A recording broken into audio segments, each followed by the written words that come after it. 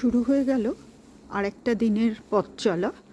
আজকের গন্তব্য টিটলিস, কেননা ওয়েদারটা ভালো আছে, যত তাড়াতাড়ি সম্ভব ঘুরে আসা যায়। এখানে একটা জিনিস ভালো লাগছে, এরকম যে কোনো বাড়ির পাশে না ছোট্ট একটা গাছ, কিছু ফুল এরকম করে রেখে দিয়েছে সাইকেলে রং করে।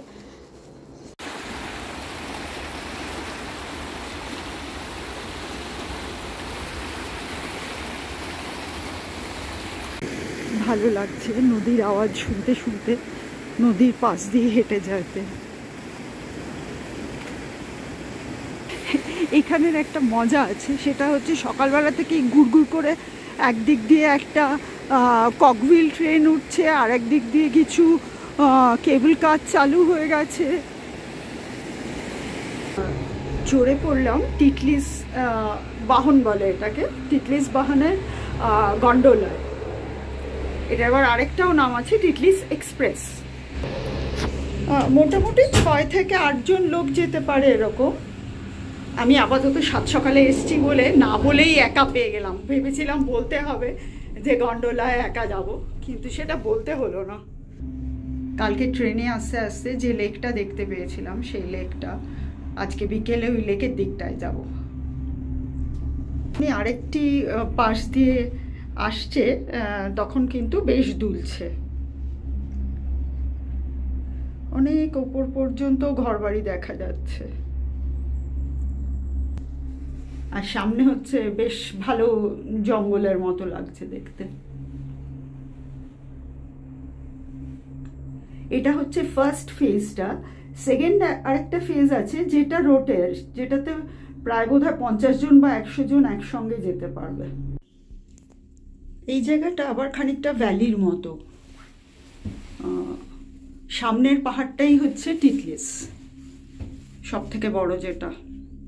আমি একা বলে আমাকে আবার মাঝখানে দাঁড়িয়ে থাকতে হচ্ছে।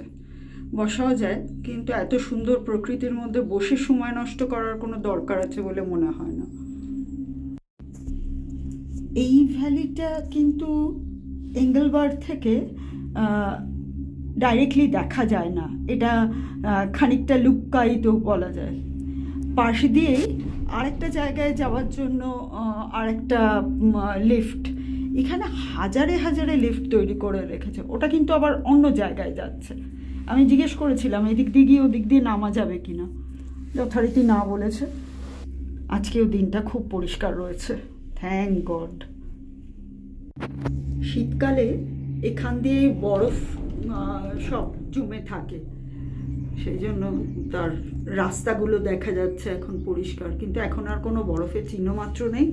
প্রচণ্ড গরম লাগছে কেবল কারের মধ্যে। এটা হচ্ছে মাঝের একটা স্টেশন, ট্রুপসি। এখানে আমি পরে আসব। এখানে একটা লেক আছে, ওখানে কিছু ট্রেল আছে, ওখানে একটু হাঁটাহাঁটি করার ইচ্ছা আছে। আপাতত ওটা বন্ধ রেখে এগিয়ে যাচ্ছি টিটলিসের দিকে। আবার দরজা বন্ধ হয়ে গেছে, মানে যারা যারা টিটলিসে যাবে তারা আরেক প্রস্ত ট্রুপসিতে। ওইটা হচ্ছে ট্রুপসির লেক পেছনে, ওই লেকটাই আমার ইচ্ছা আছে। কিন্তু জল কত কমে গেছে, নাকি এগুলো বরফ? না, মোটো বরফ না। ওই লেকটা হচ্ছে, ওর নাম ট্রুপসি। ওখানে একটা থাকার জায়গাও আছে, কিন্তু সব এখনো বন্ধ। সব 15 জুনের পর খুলবে। আমি খোঁজ নিয়েছিলাম যদি ওই বাড়িটাতে থাকা যেত। এই যে সামনে যেটি দেখা যাচ্ছে, এটাই হচ্ছে টিটলিসের শিখর।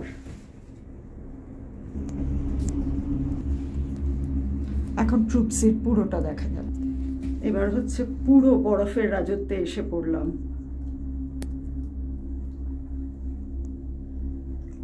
বাইরে ঠান্ডা হবে, কিন্তু এগুলো মনে হচ্ছে হিটিং অ্যারেঞ্জমেন্ট আছে কিছু, কেননা বেশ গরম লাগছে ভেতরে। এই যে জিনিসগুলো রয়েছে, এইগুলো হচ্ছে স্কি করার রাস্তা মনে হচ্ছে। আমি তো রসে বঞ্চিত।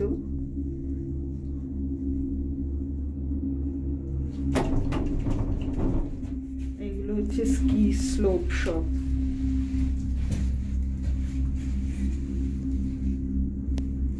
যারা স্কি করেন তারা এই স্লোপগুলো ইউজ করেন। টিটলিস গন্ডোলা থেকে নেমে সামনে এবার সেকেন্ড ফেজ, এটা হচ্ছে রট এয়ার, তারপর একটা থার্ড ফেজ আছে আইস ফ্লায়ার। আপাতত রট এয়ারে চড়ার জন্য যাচ্ছে, এটা বড়। এখানে বেশ অনেক লোক ভিড় করেছেন, কেননা এই রট এয়ারে বোধহয় একসঙ্গে প্রায় 100 জনের মতো যাওয়া যায়।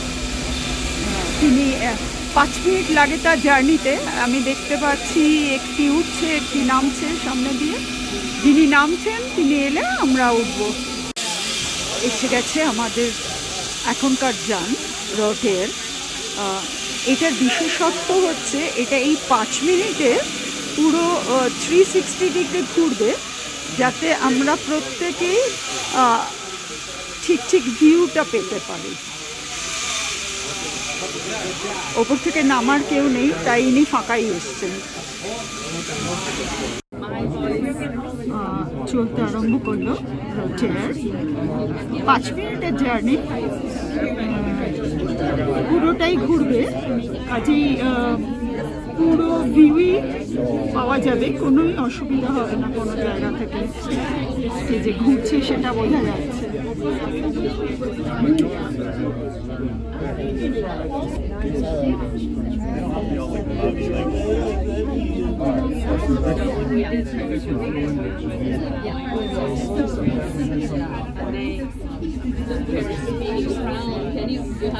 বেশ স্টিপ স্লোপগুলো,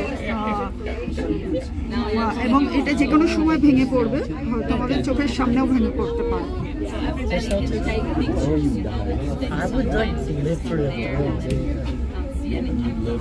উপরে দেখা যাচ্ছে হাইয়েস্ট স্টেশনটা টিটলিসের মাথার ওপর।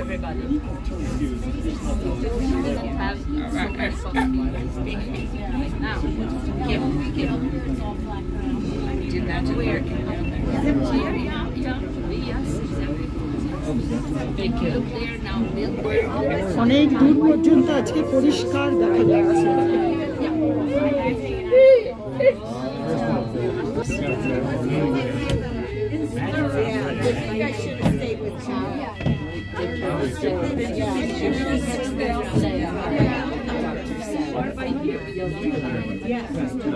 পৌঁছে গেছি টিটলিসের ওপরে।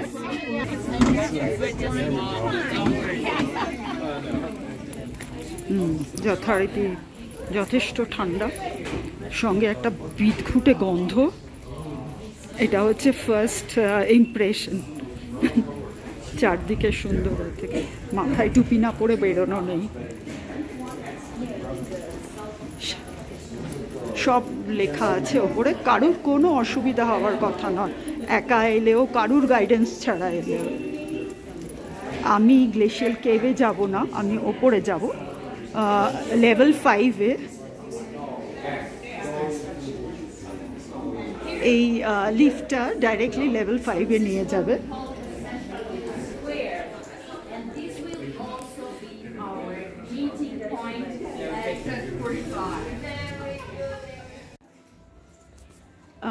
এখান দিয়ে exit to glacier and ski, আর Titlis cliff walk, ice flyer, panorama terrace সব এখান দিয়ে।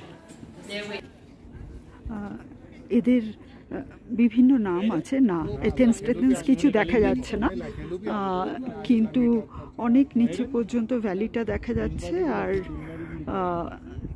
পিকসগুলো একদম ক্লিয়ার। এদিকটা দিয়েই আমরা উঠে এসেছি, অনেক নিচে দেখা যাচ্ছে এঙ্গেলবার্গকে। এখন ওই আইস ফ্লায়ারে করে যাব, কিন্তু একটু পরে। এখান দিয়ে ক্লিফ ওয়াকে যাওয়া, কিন্তু আমি জানি না আমার জুতো পরে কতটা স্লিপ করবে। আইস ওয়াকও হয়ে যাচ্ছে। এখনো টিটলিসের মাথায় কিন্তু প্রচুর বরফ রয়েছে।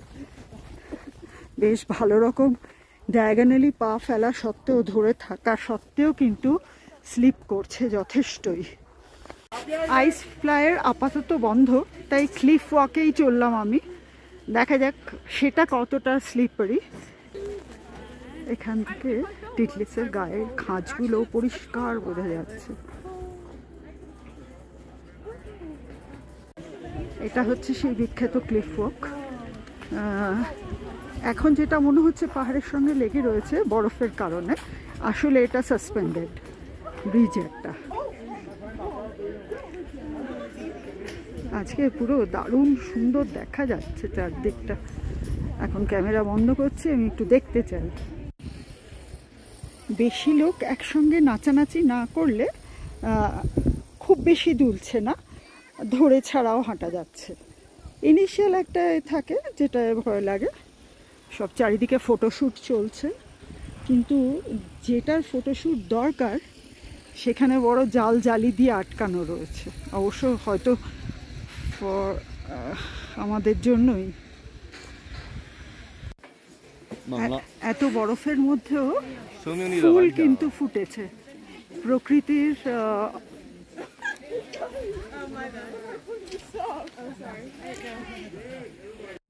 এই আইস ফ্লায়ারে চড়ে নিচের ফিল্ডটায় যাবো আসবো। এখনো চেয়ার লিফট স্টার্ট করেনি। চেয়ারগুলো আস্তে আস্তে ঘোরে, বেশি আস্তে, তবে আমাদের ইন্ডিয়ান হাইটের তুলনায়, সবার নয়, আমার হাইটের তুলনায় একটু লাফ দিয়ে বসতে হবে বলে আমার মনে হয়। 5-6 জন করে বসতে পারে এইভাবে। খোলাই থাকে মেনলি, যদিও ঢাকা দেওয়ার একটা প্রভিশন আছে, সামনে একটা লক টাইপে দিয়ে দেওয়া হচ্ছে। চেয়ার লিফটে উঠে পড়া গেছে, এখনো নামতে আরম্ভ করেনি।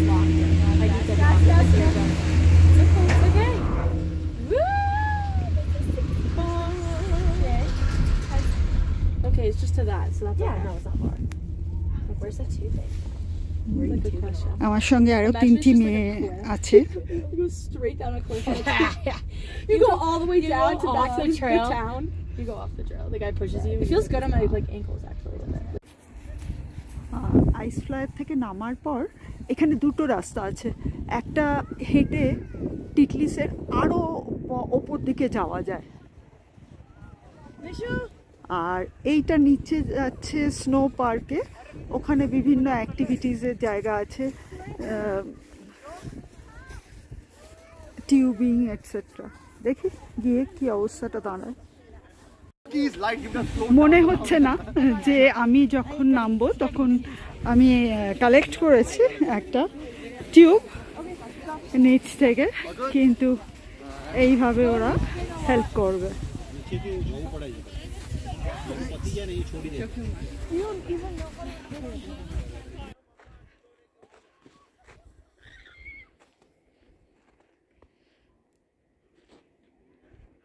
আমার টিউবিং কমপ্লিট।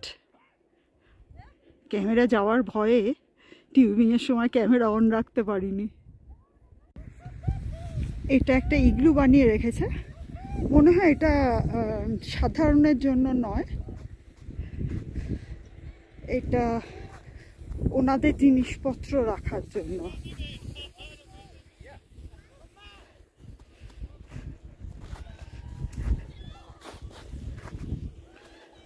আজকে সত্যি ভগবানকে অশেষ ধন্যবাদ যে এত সুন্দর একটা ওয়েদার। জুন মাসে প্র্যাকটিক্যালি সামার ওয়েদার।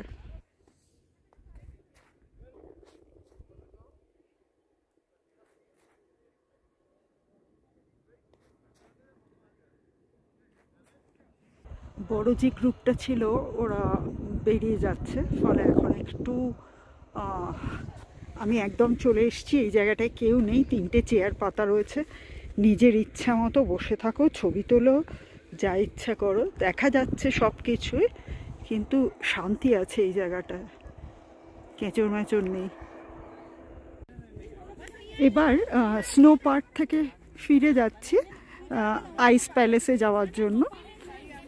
ওয়েদার খারাপ হয়ে যাওয়ার আগে, মেঘেরা নিচ থেকে উঠে আসার আগে যতটা করে নেওয়া যায় আর কি, সেই জন্য বাইরের যে ব্যাপারগুলো ছিল সেগুলো আগে সেরে নিলাম। এখন ফিরে চলা, আর কেউ নেই। এই চেয়ার লিফটটায় আমি একাই যাব মনে হচ্ছে, ঠিক আছে, চলো। এখান থেকে কোন কোন পাহাড় দেখা যায় তার একটা নামের লিস্ট রয়েছে।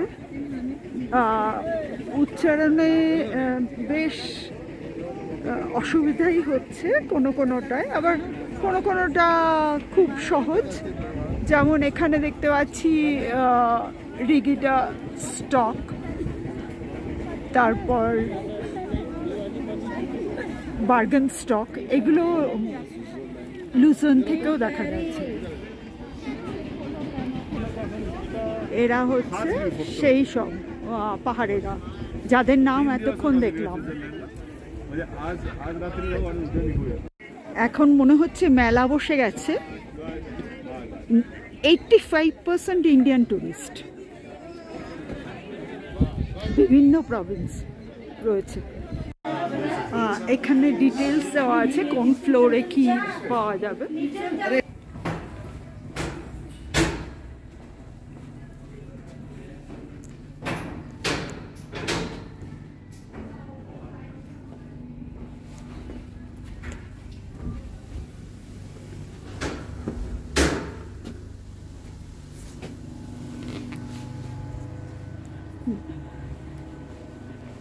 প্রচণ্ড ঠান্ডা, হবে না কেন।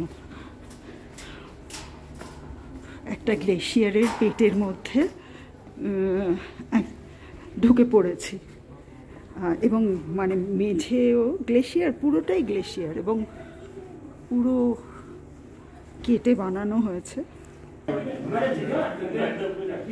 আইস গ্রোটোর মতো করা রয়েছে।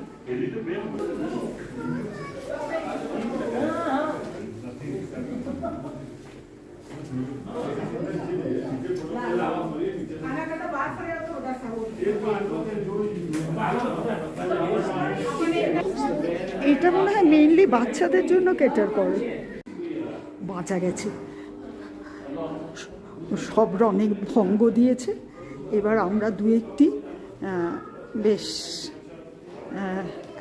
একদম গ্লেশিয়ারের পেটের মধ্যে দিয়ে বেশ, এবং এই জায়গাটায় যে কেউ আসে না বোঝা যাচ্ছে। এই জায়গাটা খুব স্লিপারি,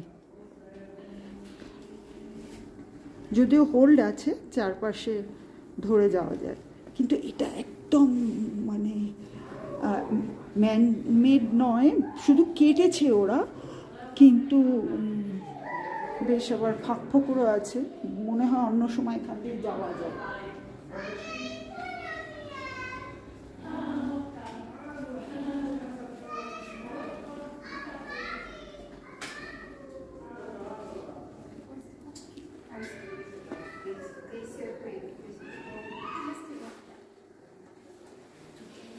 ফটো সেশন চলছে, কাজেই আমি ক্যামেরা এগুলো, ও থ্যাংক ইউ, বন্ধ করছি।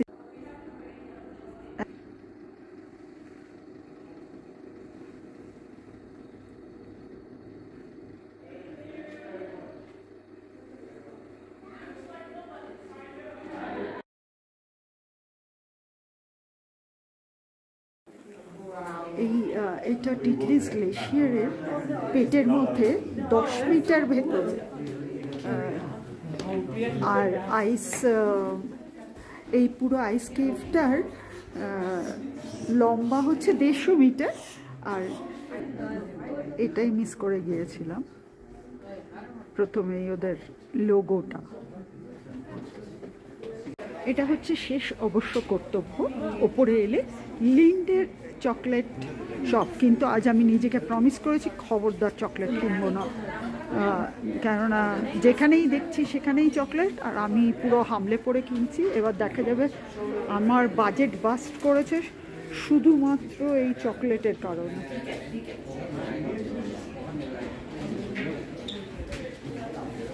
এখানে নানা রকমের ফ্লেভার্স রয়েছে, হেজেলনাট রয়েছে, মিল্ক রয়েছে। না, এটা একটা নিতেই হবে, অসম্ভব, এটা না নিলে চলবে না। কিন্তু 100 গ্রামের দাম কত? ও 100 গ্রাম হচ্ছে 6 CHF। না, আমি মাত্র 2টো নেব, তাতে যা হয় হবে।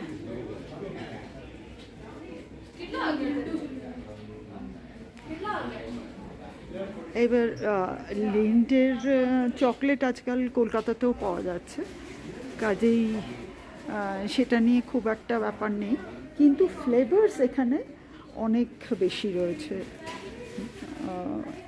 একটা আছে ব্লাড অরেঞ্জ,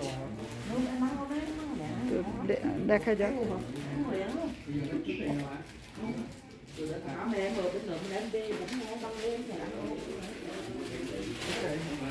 এবং এখানে দামটাও বেশি মনে হচ্ছে, কেননা নিচে অনেক কম ছিল।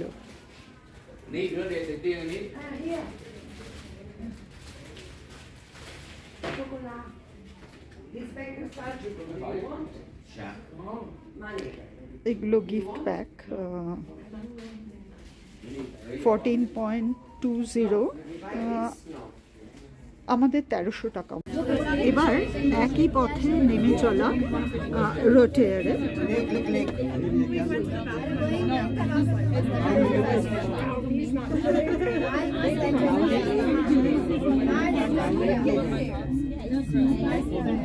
এখন আরো ঝকঝক করছে রোদ্দুর পেয়ে চারপাশটা, এবং দেখাও যাচ্ছে অনেক দূর পর্যন্ত। চারিদিকে প্রচুর উত্তেজনা, কেননা একটু লাফিয়ে পড়লো আর কি ব্যাঙের মতো রোটেয়ারটা।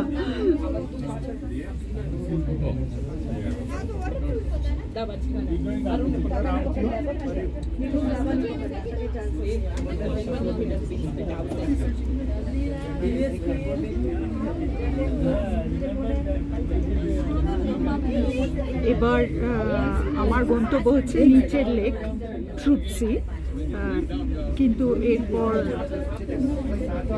গন্ডোলায় উঠতে হবে এবং গন্ডোলার মাঝে স্টেশন।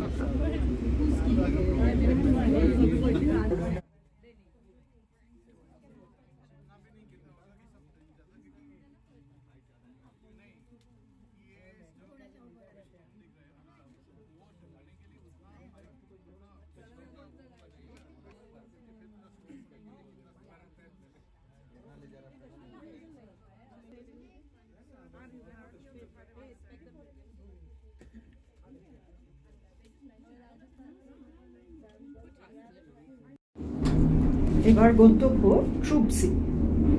যথারীতি আমি একা গন্ডোলাতে, আজকে ভীষণ লাকি মি। পৌঁছে গেছি ট্রুপসিতে। এদিকে ভিড়টা একটু কম, উল্টো দিকে গেছে দেখলাম সব। এখান থেকে লেকের হাঁটা বেশি নয়, মিনিট 5 হবে। অনেক দিন পর আবার পাহাড়ি রাস্তায় হাঁটা একা একা।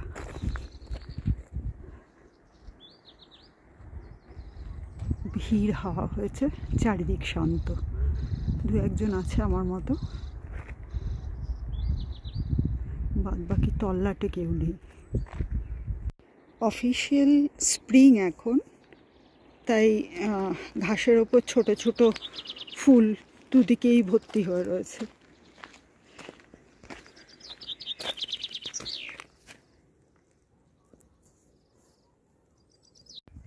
রাস্তার পাশে ব্যবস্থা করা আছে, কেউ হাঁটতে হাঁটতে যদি বৃষ্টি পড়ে তাহলে ঘরটার মধ্যে ঢুকে যাবে, আর না হলে এখানে বসে একটু বিশ্রামও নিয়ে নেওয়া যায়।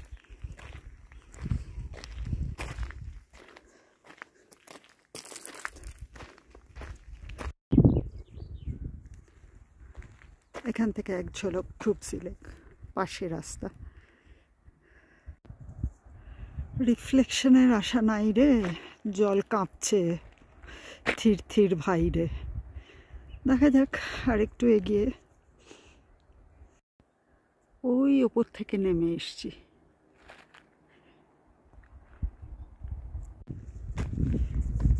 পথের পাশে মনে হচ্ছে গ্রিল করার জায়গা, হ্যাঁ কাঠও রাখা আছে, চেয়ার টেবিলও পাতা আছে। সঙ্গে করে কেউ যদি ম্যারিনেটেড মাংস নিয়ে আসে, সে এখানে আগুন তৈরি করে গ্রিল করে খেতে পারে।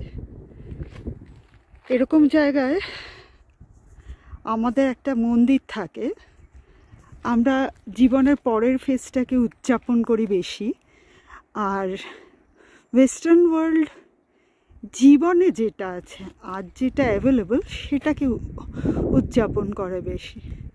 যাক, এত সুন্দর জায়গা পাওয়া গেছে, মনে হচ্ছে পরবর্তীটা খুব একটা ধারে হবে না। দেখা যাক, আমি এখানেই বসে আজকে লাঞ্চ সারি, কারণ এখন 1টা বাজতে আসে। অ্যাপেটাইজার, মেইন কোর্স, ডেজার্ট, কিছুরই অভাব নেই। শুধু একটু আমার ব্যাগে চিঁড়ে চ্যাপটা হয়ে গেছে এই যে। আর অ্যাম্বিয়েন্স তো নাই বললাম।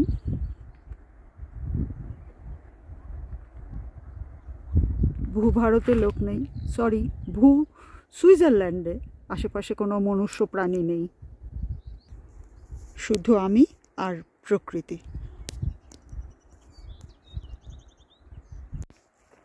আবার পথ চলা শুরু, কেননা আকাশে এক টুকরো শত্রু মেঘের আমদানি হয়েছে এবং ছানা কাটা মেঘ, মানে বৃষ্টি যে কোনো মুহূর্তে নামতে পারে। কাজে একটু পা চালানোটা এবার জরুরি হয়ে পড়েছে। এটা এই লেকটার সব থেকে লম্বা অংশ। এটা একটা হোটেল, এটাতেই থাকার ইচ্ছে ছিল আমার, কিন্তু এখনো তিনি খোলেনি। যেটুকু রিফ্লেকশন পাওয়া যায় পড়ে পাওয়া 14 আনা। পথের পাশে হ্যামকও রয়েছে, ইচ্ছা করলে কেউ বসে শুয়ে থাকতে পারে। বাচ্চাদের একটা খেলার ব্যবস্থা আছে এখানে, জিপলাইন টিপলাইন রয়েছে, কিন্তু যে কোনো কারণেই হোক আজকে বন্ধ। ওরা নির্ঘাত আমার সাইজ দেখে আমাকে দলে নেবে না, সবই বাচ্চারা। ট্রুটসি লেকটা ফেড হচ্ছে এই জলটায়, টিটলিস গ্লেশিয়ার থেকে যে জলটা নেমে আসছে সেটাতে ভরছে ট্রুটসি। শেষ হলো টিটলিস যাত্রা এবং সঙ্গে ট্রুটসি লেকে একটা ছোট ট্রেক। ফিরে এলাম আবার এঙ্গেলবার্গে। এবারের গন্তব্য হচ্ছে এই এঙ্গেলবার্গ শহরটাকে বাসে চড়ে ঘুরে দেখা যাক বাস কোথা থেকে পাওয়া যাবে।